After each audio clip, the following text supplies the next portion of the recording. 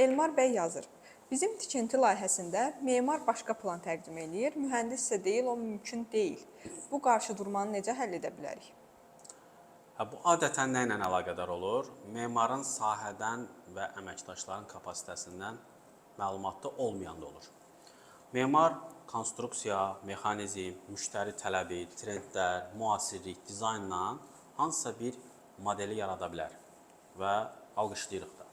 Ancaq bizim tikinti sektorumuzda həmin sahədə, həmin ərazidə oradakı briqadir, oradakı usta bu kapasitəyə sahibdir yoxsa yox? Materiallarımız, yanaşmamız uyğundur yoxsa yox? Bax, bunu algılamaq lazımdır, yəni türklər demişkən. Öncədən bunun fərqinə varmaq lazımdır.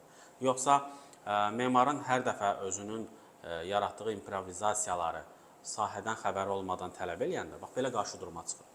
Bunun üçün nə etmək lazımdır? Ola bilər bizim memarımız 3XL razmerdə bir biliklərə sahibdir, amma bizim tikinti komandamız XL ölçüdədir. Nə edirik?